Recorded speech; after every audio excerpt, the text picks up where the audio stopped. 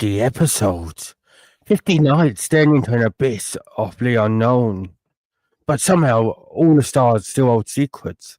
Welcome everyone to Secrets of the Stars. I am Paranormal Ripples, of course, aka Ray, and this is episode 50 of doing this journey of Secrets of the Stars together. And I explore a question as old as time and wonder itself. What if the ancient sky maps aren't human? What if the constellations carved into our temples, into our caves, drawn in dust and painted, were the work of cartographers from another world, laying a trail as old as time itself? And this isn't just sci-fi, this is history, mystery, and maybe even disclosure hiding in plain sight. So, do what this banner says, otherwise you'll regret it. And what's the strangest thing you've ever seen in the night sky? Have you ever felt like you were being shown something on purpose?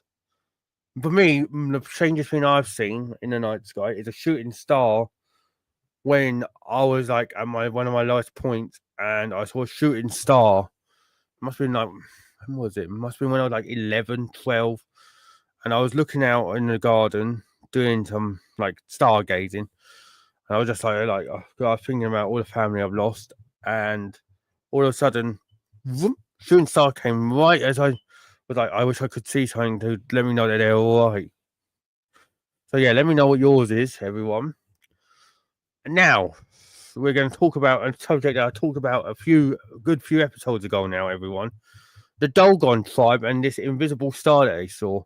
If you don't know what the Dogon tribe is, I'd research them and everything, but they're a tribe in Mali in West Africa, and they're guardians of a mysterious tradition, and because they describe a binary star system, Sirius A and Sirius B, and they knew about Sirius B's orbit, density, and even invisibility to us on Earth centuries before it was discovered in the 20th century by Western astronomers. And they say that this knowledge which they got about Sirius came from the Normal, who are amphibious beings from that Sirius star system. They didn't have any, obviously, back when they were like around, like they're still around now, but when they discovered this star system, there was no telescopes, no modern science, no modern tools, just the impossible knowledge that was passed down from generation to generation to generation. So if a tribe isolated from technology knew about this star system before we saw it in the 1970s, where do you think that knowledge came from?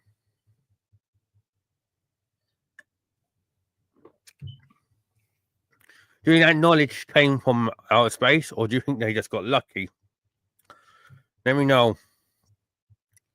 Because that is an interesting thing, because if you think about it, you wouldn't, like, say we've gone back to their times,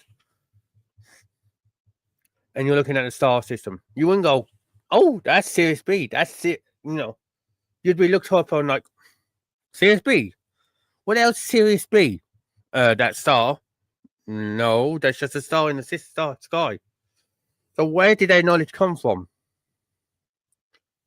Let me know what you think, everyone. How did they know about this star system, eh? And obviously like and subscribe if you haven't already. Now, going on from West Africa, we're going to Turkey. So a bit further up from Africa. In Turkey, if you know the place, there lies Göbekli Tepe. Graham Hancock, and what's his name? Randall Colson, I think highly of this place, that's it. Right. So this site, Göbekli Tepe, we have a site similar to it, but this site, Göbekli Tepe, predates Stonehenge. Stonehenge, obviously, for people that don't know, is here in the UK. It's in England, in Wiltshire. But that is as old as people say. It could be older. But Göbekli Tepe is really old. It's like thousands of years older than Stonehenge. So many of these stone pillars, lying around Göbekli, basically align with constellations, especially two constellations it aligns with, the columns there and the pillars. The Orion, like the constellation Orion, like Orion's belt, and Cygnus. But there's one carving that stands out to even people today, and that. And Graham Hancock, I spoke about this one. I remember him talking about it on Joe Rogan's podcast. A vulture stone, which is thought to represent a cosmic impact event, right? It's possibly the younger Dryas comet strike. So if it's not, so what people are saying, it's not just a temple, Göbekli Tepe. It might be a warning, and encoded in that very warning is a star map. So do you think ancient structures like Göbekli Tepe, everyone, were sky calendars, survival messages from aliens, or something else left by them completely? Do you think it was like a warning to us to say such and such is going to be happening when these all align? Or let me know, because it's an interesting find. If you don't know what Göbekli Tepe is, I'm going to try and get your picture up now. What it is. Then you know what I'm on about, right? Like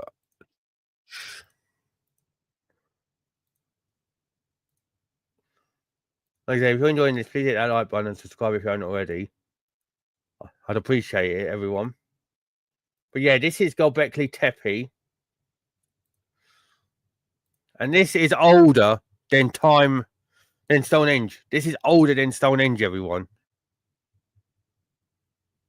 Yeah, that's fine, Cam. Just let me know, bro. But yeah, this is Göbekli Tepe. Look how that is. Look. So this is like these pillars align with Orion, Cygnus, all that, and their vulture stone is around here somewhere. So let's try and find that. Let's get your picture of that. Vulture stone, if we can. Here we are. Hello, Andy. How you doing, my man? Right, there's the vulture stone.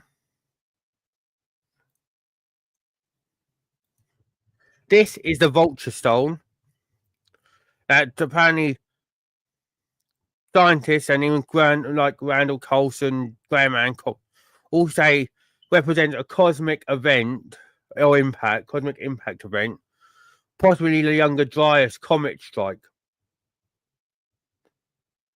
So it's kind of interesting, everyone. You know. So yeah, do you think that Göbekli Tepe is like a sky calendar, everyone, or do you think it's a survival message for us that to say when these constellations line up, that we're basically gonna, see a cosmic event that could change our destiny or our life? No. Or do you think there's just, like I said, sky calendars and they just like tell us that about the time or whatever? Do you think it's something else completely?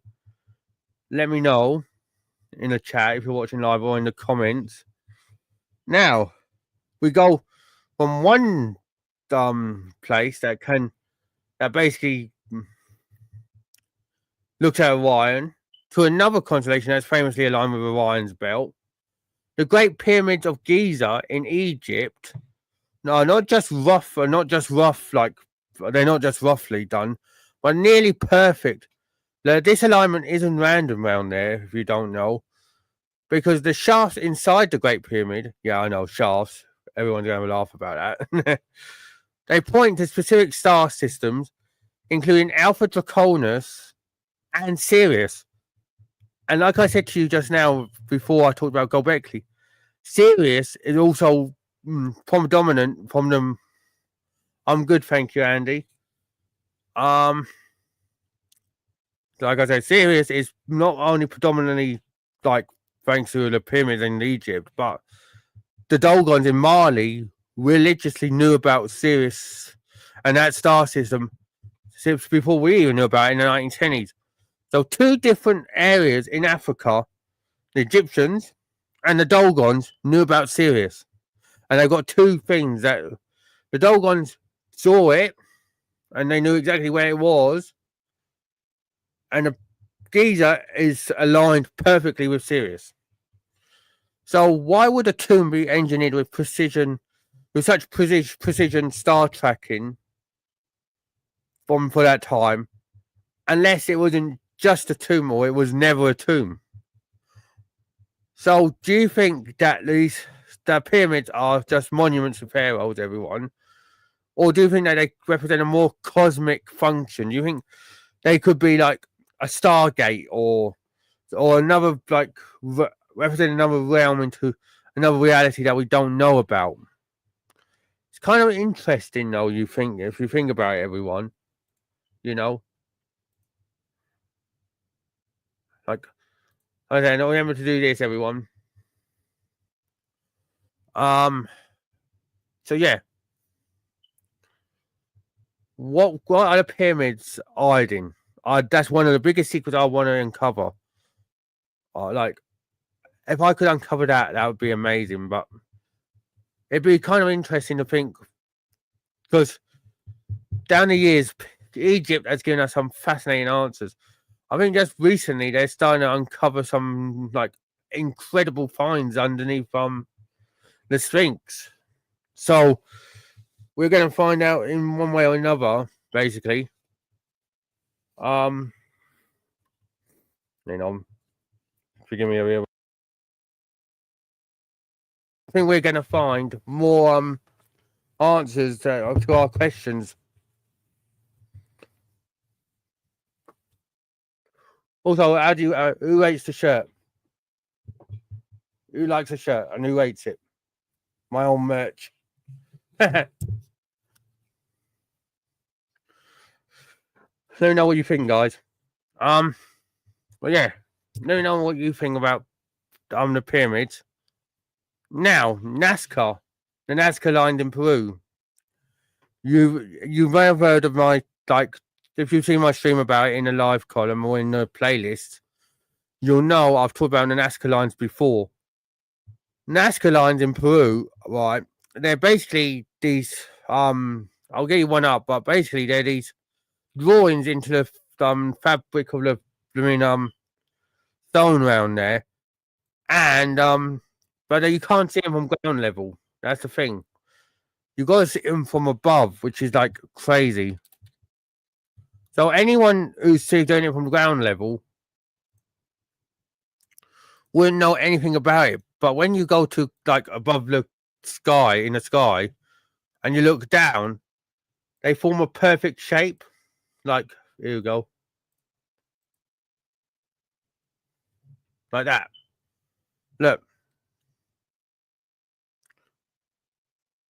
And it looks like an alien language, doesn't it? Look like a robot. Look like. You see what I mean?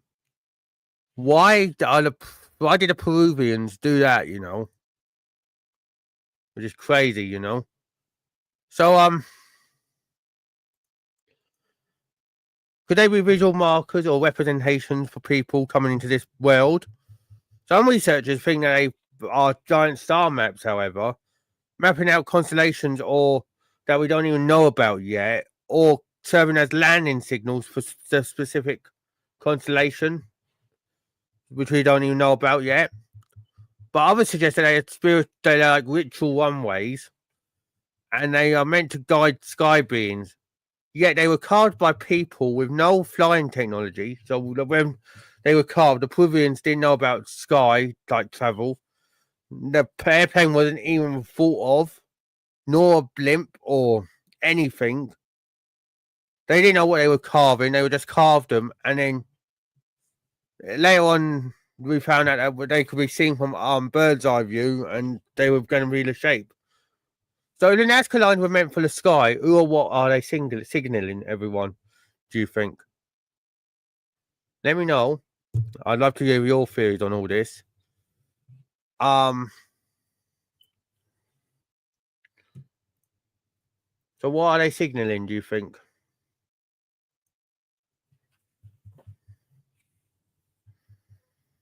Let me know. Because there's some of these are like mind blowing to me that we still ain't got an answer yet. But it's easy because we've lost the way of what we were gonna like. How can I put it? When we were first part of this world, we're like, if we're going along with like the thing before, like instead of us not coming to this planet, we were on this planet from the beginning. Were we more in like spiritually aware of our surroundings and like the cosmos and everything, and we were more awake than we are now?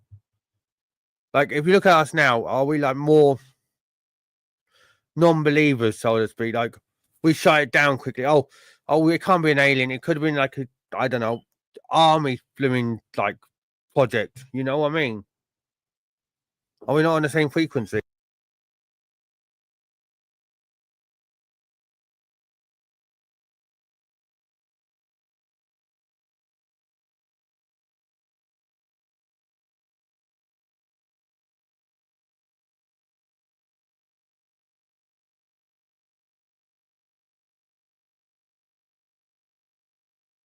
Sorry about that, everyone.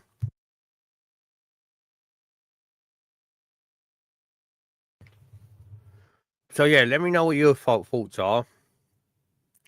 Now we're going back to Egypt for the next one. The Senum tomb, which is a viewpoint beyond Earth. So in Egypt, there's this Senum tomb, which I'm going to try and get up for you now as well. Right.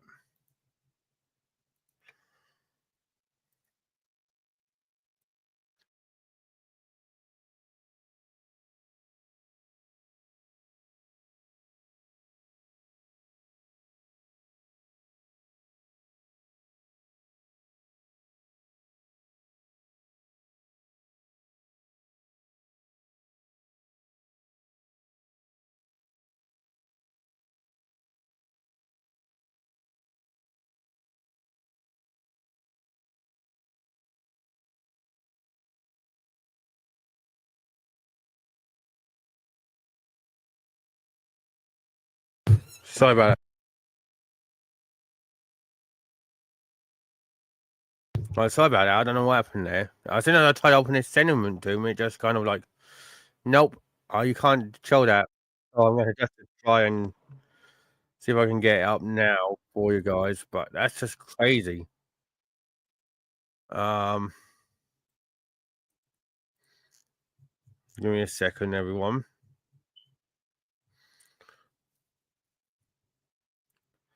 Make sure you come in, like, and subscribe if you ain't enjoying this. And Cole, please watch and catch up with your and that. Right. Right. So this is Tomb of Senamut. Oh, right. Notice anything odd about it, everyone? While you're trying to think of what's odd about it, I'll tell you some information about this tomb, this very tomb. Right. And there's an ancient star map that adorns the ceiling of this tomb that shows a planetary alignment dated to around about 1534 BCE. That part's normal, obviously. But there's a catch with it, though. One group of stars. Yeah, I agree, Andy. I think we were more susceptible to like going out, looking outside the world and going, oh, now it's like I said, if you go to like see a UFO go past or something, you're like, you get no like, directive. Oh, that was just an army project, and 910 people believe it. You know, they like, oh, yeah, that answers that. Oh, it wasn't a UFO, yeah, whatever. You know what I mean? Back then, we didn't have media to influence us. We didn't have armies, so to speak. We had our own minds, you know, so we weren't getting influenced, if you know what I mean. But yeah, if anyone wants to wait to merch, let me know. and that, and let me know if you want one. But yeah, and I'll send you the link. Right, so this star system in the tomb, like we said, that's normal for Egyptians because Egypt was like ancient Egypt was always talking about star systems and looking at that. What's the left alien? Where Andy on the picture?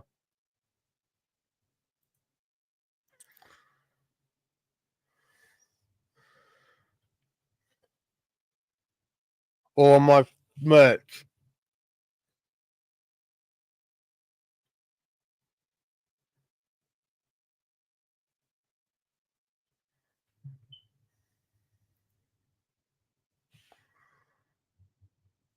Oh, I'm zooming in anyway in case it's on here.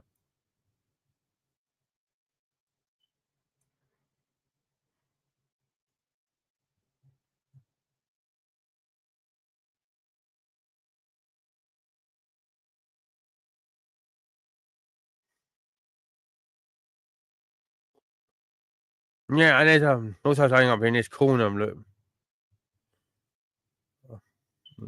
it's well, this is where I'm going to. This is where I'm going to blow everyone's mind. Hopefully, so like I said, the Egyptian and star systems was always a thing, right? But there's only one catch. Like I said, one group of the stars that they drew on this ceiling doesn't match any known record or Earth-based view. None. So astronomers have proposed over the years that it might represent the sky as seen from another planet. So is it from another planet, like the constellation that come down to Earth and help the Egyptians? And is their way of keeping intact that connection? Or was it a misinterpretation or relic of a non-terrestrial origin? And I've got a question for you, everyone, as well. So you can answer any of these in the comments below if you watch the episode. What would it take for you to believe that a star map was drawn from out of this world? So say for someone from, so say we uncovered a star map, say at Ayers Rock, so to speak, and everyone was saying, "Oh, that's was done by the Martians, like 5,000 years ago."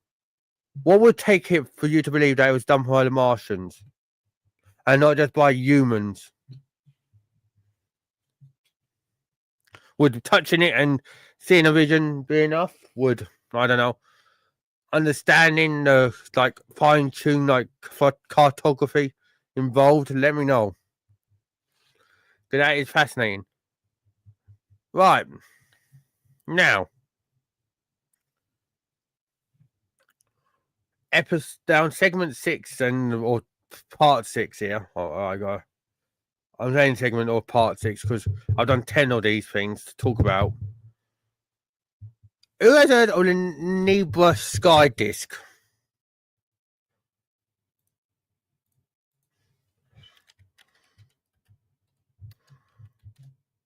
This thing.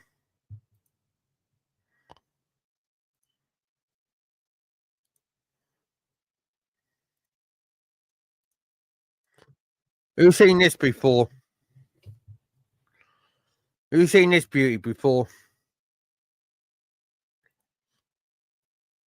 If you don't know what that is, basically in 1999, looters, right, uncovered this artifact in Nebra, Germany, and it was a bronze disc that's inlaid with gold, depicts the sun, as you can see, the moon, stars. There's 7 stars right there. You can look right here. 1, 2, 3, 4, 5, 6, 7. So we obviously there's stars all everywhere, but this cluster here might just be significant because I else grouped 7 stars together in our known system. What group has 7 clusters or 7 stars? And also known as the 7 sisters. The Pleiades. The Pleiades star cluster.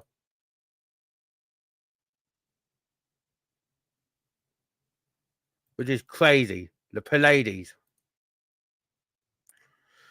And so this object date has been confirmed to be dated around 1600 BCE or BC. Is it now called obviously an Nebra sky disk, like I mentioned, and it's rewriting what we thought about Bronze Age astronomy, because this was and now. So what makes it strange isn't just its age, obviously. It's a precision used around the tool or the disc itself, and the disc shows knowledge of a solar calendar, solar solstices, and even how to synchronize lunar and solar cycles. And that wasn't an astronomical feat that was never seen in Europe for over 1,000 years later.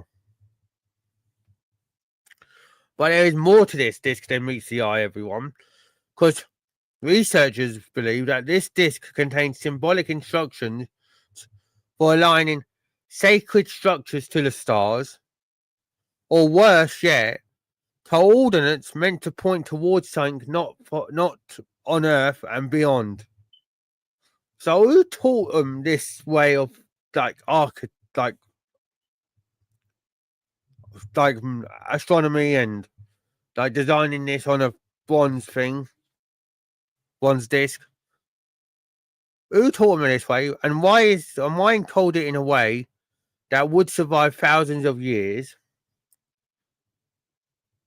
So if ancient people created this star map in gold and bronze to survive through all the ages, basically, what do you think they wanted us to remember or prepare for?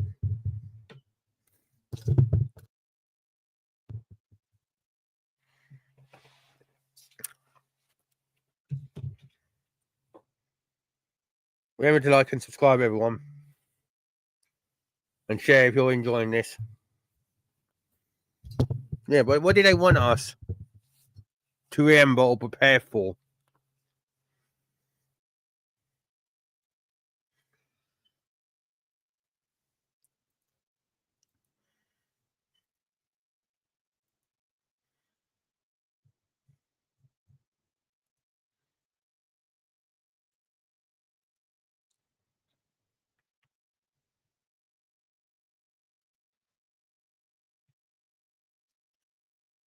Let me know. So now, total constellations that are just nuts and everything. You know, sense not nuts as in bad way, but nuts as in it's crazy to believe they happened. The Mayans. Yes, the Mayans.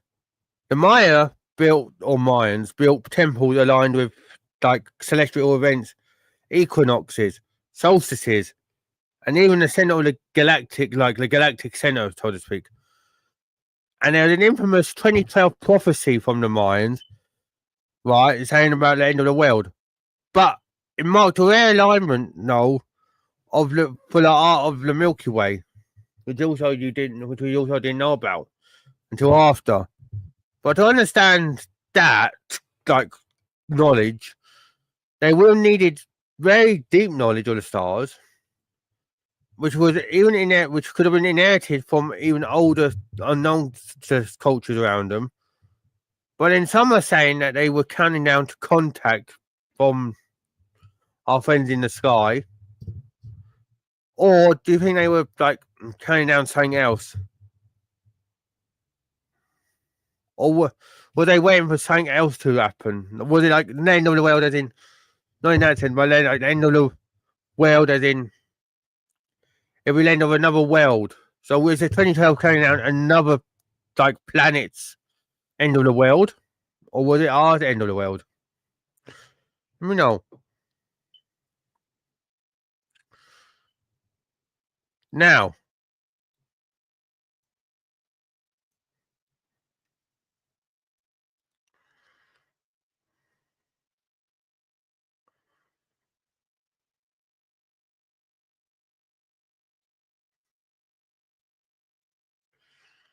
I might butcher this name, everyone, but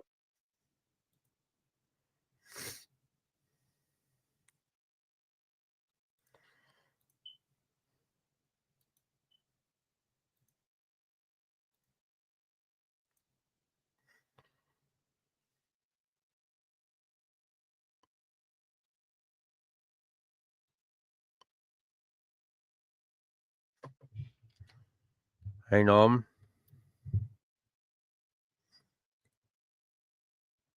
Where are we?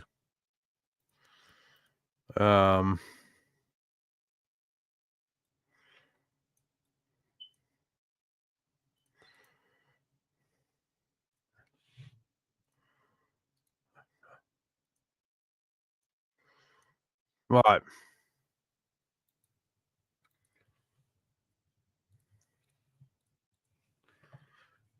Can anyone guess where this is? Before I go on into detail about it.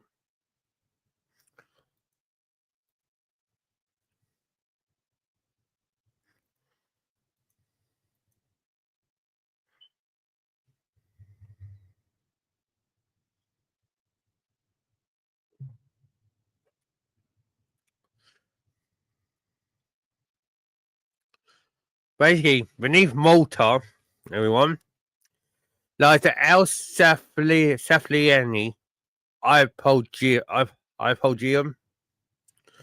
It's a subterranean temple that has survived over 5,000 years, and its chambers echo with strange acoustics. And even in its deepest part, carvings that are in there at constellations and a non-solar calendar. So it's as if this temple was built to listen and look inward towards the underworld, or even perhaps the other side of space. So is it like a Stargate? Where like, not like in the sense that it's opened up in ports or somewhere, but is there a resonation there that if it gets to the right frequency, we can hear stuff? Or because why else would their chambers echo with strange acoustics?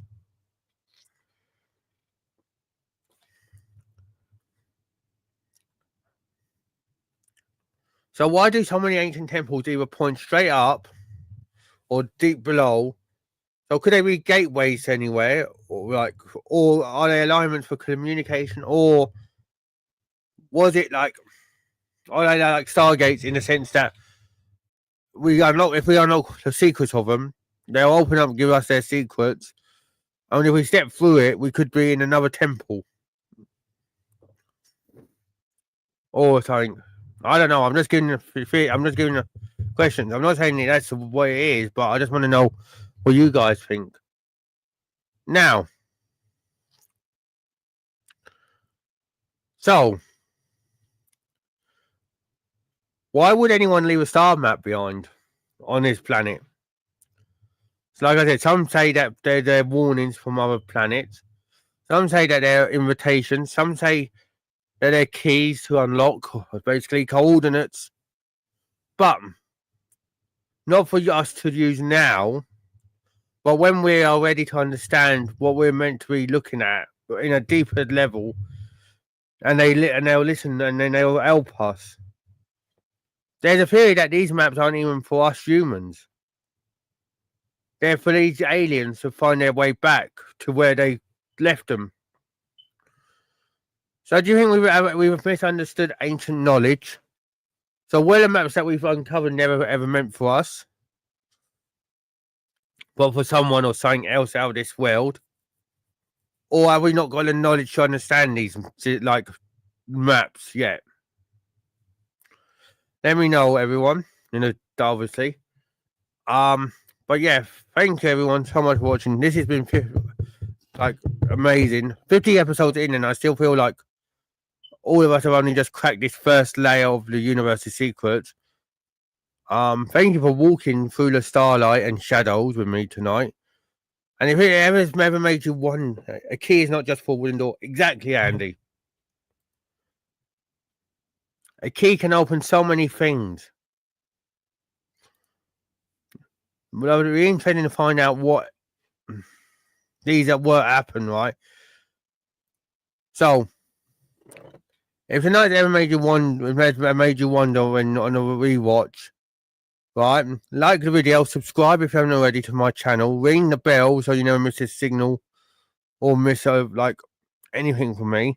Share the video out to someone who you think would enjoy this, and drop your thoughts in the comments, because maybe in the next clue that comes up here on here might come from you guys. Until next time, watch the skies, decode the past, But remember, some maps lead home, others lead to a greater beyond. Take care, everyone.